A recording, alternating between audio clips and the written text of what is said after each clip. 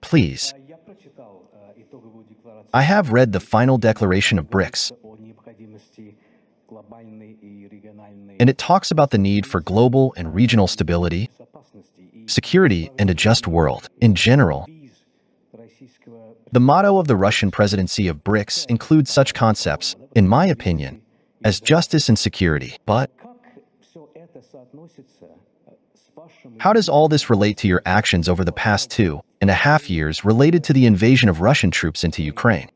Where is justice, stability, and security here, including the security of Russia? Because before the start of the special operation, there were no drone attacks on Russian territory, no shelling of Russian cities, no foreign troops occupying Russian territory. This did not happen. And finally, how does all this relate to the recent statement by British intelligence that Russia has set itself the goal of sowing chaos on the streets of Britain and Europe with arson, sabotage, and so on? Where is the stability? Thank you. Well, I will start with the question of Russia's security, because for me, this is the most important thing. You mentioned drone strikes and so on. Yes, that didn't happen. But there was a much worse situation. The situation was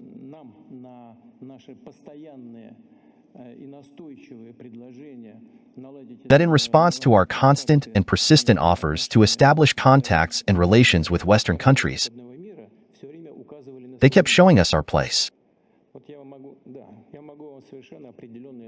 I can tell you this for sure.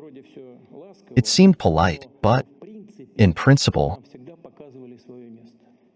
they always showed us our place. And this place would ultimately lead to Russia sliding into the category of secondary states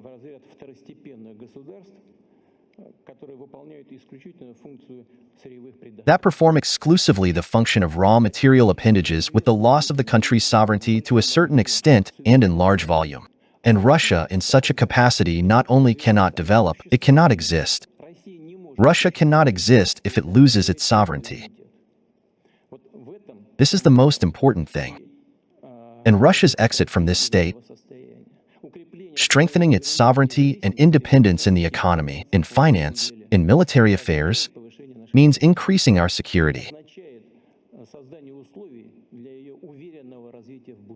And this means creating conditions for its confident development in the future as an independent state, full-fledged and self-sufficient, with those partners that we have in BRICS, who respect Russia's independence, who respect our traditions, and to whom we treat in the same way.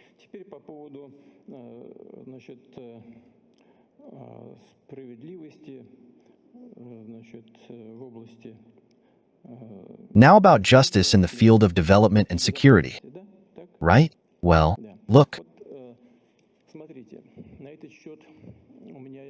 I have certain thoughts on this matter. I will try to answer you.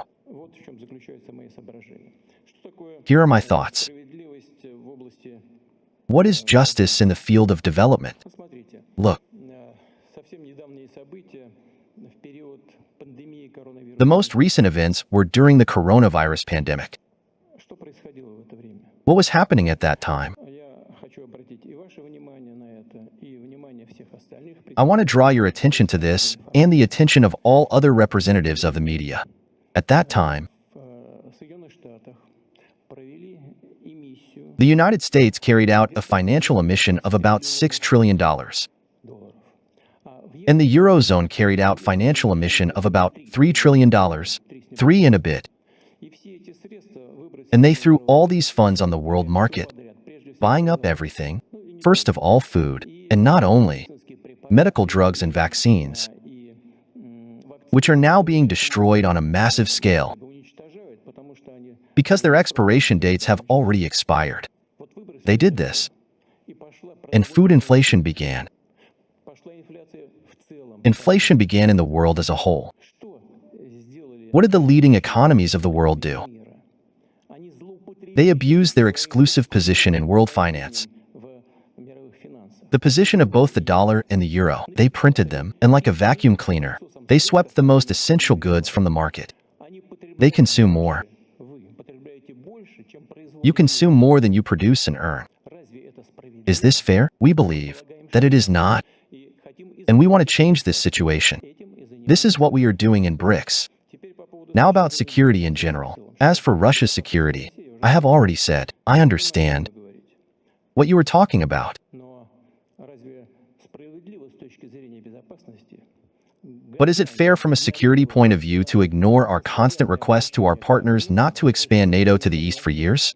Is it fair to lie to our faces, promising that there will be no such expansion and violating the commitments made to do so? Is it fair to get too close to us, say, to the same Ukraine, and start building there, not preparing, but actually building military bases? Is that fair? And is it fair to carry out a coup d'etat? I spoke about this in response to your colleague's question. They spat on international law and all the principles of international law and the UN Charter. Financing a coup in another country, in this case in Ukraine.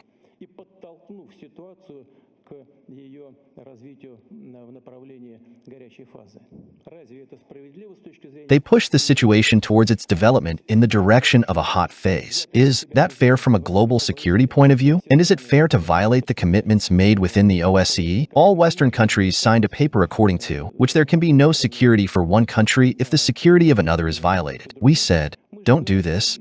It violates our security. We are talking about NATO expansion. No. They did it anyway. Is that fair? There is no fairness here. And we want to change this situation. And we will achieve it. Say the last question again. Regarding the British intelligence claim that Russia is sowing chaos on the streets of Britain. Listen to me. Thank you for reminding me about this part of your question. Well, that is complete nonsense. You understand. What is happening on the streets of some European cities is the result of the internal policies of these countries. But you and I know, I have already said this, the European economy is balancing on the brink of recession. And the leading economies of the Eurozone are actually in recession. If there is some small growth, 0.5%, it will be due to the South, where there is no such serious production. It will be due to real estate, the tourism industry, and so on. But are we to blame for this? What do we have to do with it? Western countries, European countries, just went and refused our energy resources. Well, we are not refusing to supply them. By the way, there is still one pipeline under the Baltic Sea, Nord Stream 2. What would it cost the German authorities to turn it on? They just need to press a button, and everything will go. But they are not doing this for political reasons. And their most important partner, I don't know for what reasons, created conditions when entire sectors of the German economy are moving to the United States. Because the authorities there create more complementary conditions for business. And primary energy resources, in my opinion, are 3 times cheaper there than in Europe, or even 4 times. There are different tax conditions there. Well, these are targeted actions. But what do we have to do with it? This causes a corresponding reaction. Because people's living standards are declining. It's obvious. These are statistics from the European countries themselves. But what do we have to do with it? We have nothing to do with it, you know, as we say. This is an attempt to shift the blame from the sick to the healthy, thereby evading responsibility for wrong decisions in the economic sphere and in the sphere of domestic policy. In the economic sphere now, it seems to me, for objective experts, this is an obvious thing. But many in Europe, but also in other countries, and in the United States, have abused, and are still trying to abuse, the environmental agenda and the rise in temperature on the planet. They are running ahead without sufficient grounds in terms of technological development. They are closing everything there that is connected with nuclear energy. They are closing everything that is connected with coal generation. which was there before, right? They are closing everything that is connected with hydrocarbons in general. And has anyone made the calculations? Will Africa be able to do without these types of hydrocarbons or not? No. They impose modern